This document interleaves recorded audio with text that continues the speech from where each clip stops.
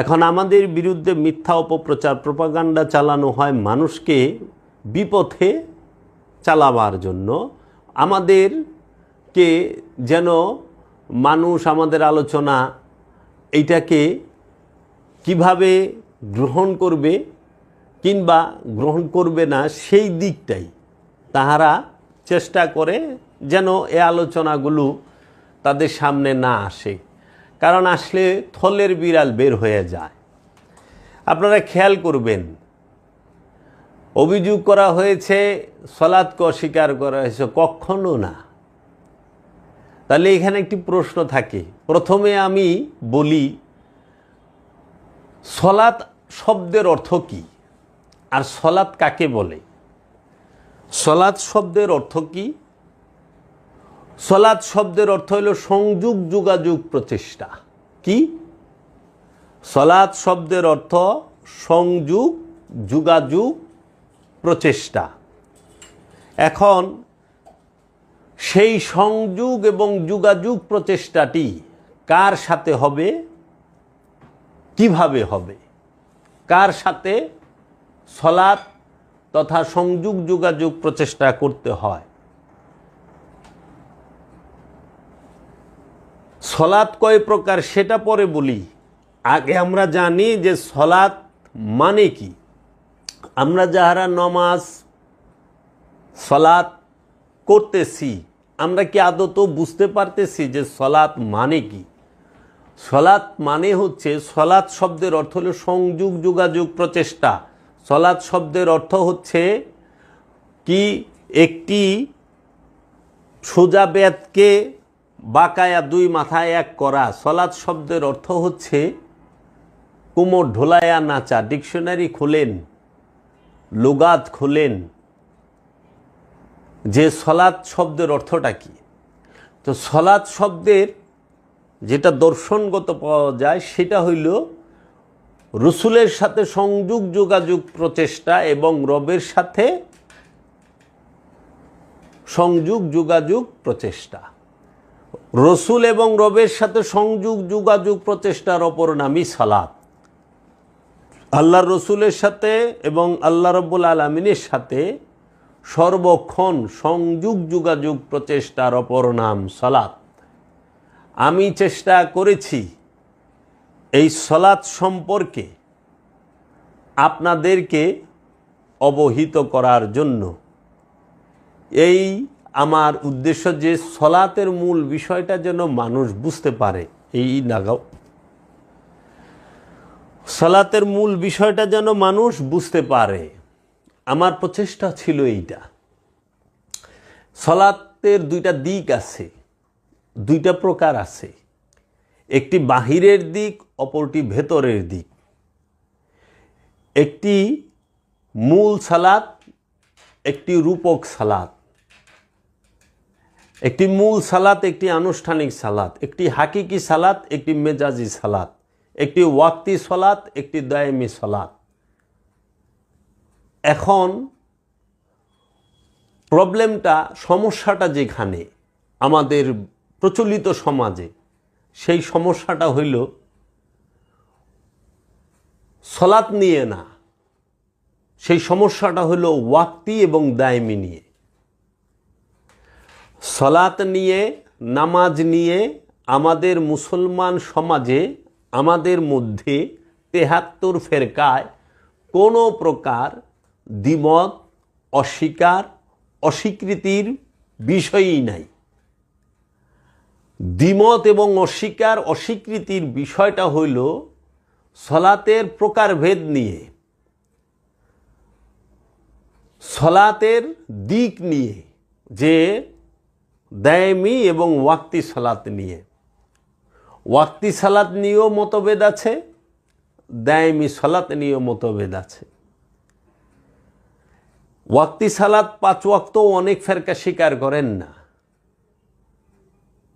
আবার দায়েমি সালাতকে তো একটি দল ব্যতীত যাহারা আসলেই সুফিবাদী এবং ওলিয়ে কামেল, অলি আল্লাহর অনুসারী, যাহারা রিয়েল সুফি, যারা সাজছে সুফি তারা না, সাজই না সুফি না, ডিজিটাল পিসাব না, যারা আসলেই ওলিয়ে কামেল তাহারা সর্বক্ষণ এই দায়মি সলাতকে শিক্ষা দেন এবং দায়মি সলাতের নিয়ম পদ্ধতি সমস্ত কিছু শেখান। তো ইসলামের কিছু মূলনীতি আছে। এই মূলনীতি মধ্যে সলাৎ সর্বশ্রেষ্ঠ। সলাৎ নামাজ ছাড়া কেউ আপন নফসকে খান্নাস মুক্ত করতে পারে না। দায়মি সলাৎ ছাড়া কেউই আপন নফসকে খান্নাস মুক্ত করতে পারে না। দায়মি সলাতের অনুশীলন ছাড়া কেউই তার নফসকে পবিত্র করতে পারে না, কলবকে পবিত্র করতে পারে না।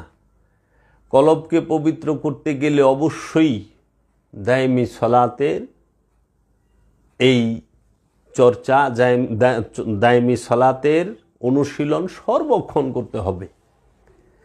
এখন যে সমাজ, যে ব্যক্তিগুলো সলাতের দিক সম্পর্কে ধারণা নাই, সলাৎ সম্পর্কে ধারণা নাই, যদি জিজ্ঞেস করা হয় সলাৎ শব্দের অর্থ কি, সে বলতে পারবে না। সেই মানুষগুলো সব জানতা শমশের আলীর ভূমিকা আইসা পড়ে, সে সব বুঝে। আসলে সলাৎ নামাজ, এই নামাজের ভেতর এবং বাহির সৈনিক ধর্ম যারা পালন করে, সৈনিক মানে কি সবসময় নিয়ম কানুনের ভিতরে চলে। এই 5 ওয়াক্ত নামাজ, এই 5 ওয়াক্ত নামাজের কথাগুলো আপনারা হাদিস শরীফে পাবেন, সিহা সেত্তার। আর দায়মি নামাজের কথাটা কুরআনুল মাজিদে 38টা সূরায় 82 বার এসেছে এবং দায়মি নামাজের কথাটা সূরা মারেজের 23 নম্বর আয়াতে আল্লাহ বলেছেন, আল্লাযীনা হুম আলা সলাতিহিম দায়মুন, তাহারাই মুসল্লি যাহারা সর্বক্ষণ সংযোগ যোগাযোগ প্রচেষ্টার উপরে দণ্ডায়মান। তা আমার আলোচনাগুলো আমি কখনোই সমাজে প্রচলিত 5 ওয়াক্ত নামাজকেই অস্বীকার করি নাই। আমি কখনোই বলি নাই যে 5 ওয়াক্ত নামাজ পড়া যাবে না, 5 ওয়াক্ত নামাজ সেইটা পড়লে আপনারা ভালো হবেন না, এই সমস্ত কোনো কথা আমি কখনোই বলি নাই। আমি এইটুক বলার চেষ্টা করছি, এইটুক বোঝানোর চেষ্টা করছি সমাজের মানুষকে, দেশের মানুষকে, সাধারণ মানুষকে, যে বাবা ভালো করে শুনে রাখেন, দায়মি সলাৎ হচ্ছে মূল সলাৎ। এই দায়মি সলাৎ সার্বজনীন সলাৎ। এই দায়মি সলাৎ মুসল্লি যারা তারাই করতে পারে, আমানু যারা তারাই করতে পারে। দায়মি সলাৎ করবে যে রসুলের কাছে মুরিদ হয়েছেন, আমানু, তিনি রসুলের কথা মতো যিনি ইবাদত বন্দিগি করেন তাকে মুসল্লি বলা হয়। এই মুসল্লি সে দায়মি সলাৎ করতে পারবে। এখন আমাদের সমাজে এক শ্রেণীর আলেম আছেন যাহারা দায়মি সলাৎকে সম্পূর্ণরূপে অস্বীকার করে। যারা দায়মি সলাৎকে সম্পূর্ণরূপে অস্বীকার করে তাদেরকে আপনি যদি জিজ্ঞেস করেন যে আপনি যে দায়মি সলাৎকে অস্বীকার করলেন কোন দলিলের ভিত্তিতে করলেন, তারা জবাব দিতে পারবে না। তাহারা সমাজে যে ওলিয়ে কামেল, ওলি থাকেন, মজ্জুব ওলি থাকেন, সালিকিন থাকেন, আবদাল থাকেন, তাহাদেরকে তুচ্ছ তাচ্ছিল্য করে তাদেরকে বলে নামাজ নাই, রোজা নাই, মসজিদে আসে না। আপনারা একটু দেখান তো নামাজের সাথে মসজিদে যাওয়ার শর্ত কি কোরআনে জুড়ে দেওয়া হয়েছে? না, কেউ দেখাতে পারবে না। এগুলো পরবর্তীতে আপনাদের সুবিধার জন্য আপনারা তৈরি করেছেন। কিন্তু সলাতের সাথে রসুল সরাসরি যুক্ত, সলাতের সাথে মসজিদ নয়, সলাতের সাথে রসুলের যুক্ত হইতে হবে, রসুলের সাথে যুক্ত হইয়া সলাত করতে হবে। রসুলের কাছে অবশ্যই সলাতের জন্য যেতে হবে, কারণ প্রতিটা ইমানদারের ইমাম হচ্ছে, আমানুর ইমাম হচ্ছে তার রসুল। একমাত্র রসুলের কাছে যে এই সলাতের শিক্ষা গ্রহণ করতে হবে, রসুলের কাছ থেকে মুরাকাবা মুশাহেদার শিক্ষা গ্রহণ করতে হবে। এখন এই সলাতের যে দায়েমি সলাতটাকে অস্বীকার করা হয় সমাজের বুকে, কেন? কারণ দায়েমি সলাতকে স্বীকার করলে রসুল, অলি আল্লাহ তাহারা সবাই এসে পড়ে। কারণ দায়েমি সলাত করতে মুর্শিদ লাগে, রসুল লাগে, অলি লাগে। কামেল অলি ছাড়া, কামেল অলির হাতে হাত দিয়ে বায়াত হওয়া ছাড়া দায়েমি সলাতের শিক্ষা গ্রহণ করা যায় না। আর এই দায়েমি সলাত করতে হয় নির্জনে, নীরবে, নিবৃত্তে, একা। তাই আল্লাহ বলছেন সূরা বাকারায় যে তোমরা রুকু করো রুকুকারীর সাথে, প্রথমে জোড়ায় জোড়ায়, তারপরে একা একা। সূরা সাবার 46 নম্বর আয়াতে বলছে তোমরা সলাতে দাঁড়াও, আল্লাহর জন্য দাঁড়াও, সর্বপ্রথমে জোড়ায় জোড়ায়, তারপরে একা একা। জোড়া মানে হচ্ছে কে? আমানু মানে মুরিদ, আর তার ইমাম হচ্ছে রসুল। এই রসুল আর আমানু, মুরিদ আর গুরু, জোড়া। যখন জোড়ায় জোড়ায় আবাদত করে, রসুল শিক্ষা দেয় সলাৎ কিভাবে করবে, মুর্শেদ শিক্ষা দেয় সলাৎ কিভাবে করবে, মুর্শেদের থেকে সলাৎ শিখে সে মুর্শেদের সাথে বছরকে বছর সলাৎ করতে থাকে। এই সলাতের মাধ্যমেই তার মেরাজ হয়, সলাতের মাধ্যমেই তার কলব পরিশুদ্ধ হয়, নফস মুতমাইন হয়, কলব পবিত্র হয়, তারপরে গিয়ে মেরাজ হয়, তখন সে মুমিনে পরিণত হয়। তো কাজেই আনুষ্ঠানিক সলাত, 5 ওয়াক্ত নামাজ যারা পড়েন, এই আনুষ্ঠানিক সলাতটা করতে পারেন। এইটা প্রাইমারি লেভেলের, প্রাথমিক স্তরের, যে সমাজকে এবং পরিবারকে এবং নিজেকে একটু ভালো রাখার প্রচেষ্টা করা। কিন্তু দেখেন দায়েমি নামাজ যেটা, সেটা সর্বক্ষণ, সর্বসময়ে, সর্ব অবস্থায়, এটা যে বড়ই কঠিন। এই নামাজ আল্লাহ রাব্বুল আলামিন এই নামাজের কথা অসংখ্যবার কোরআনে বলছেন।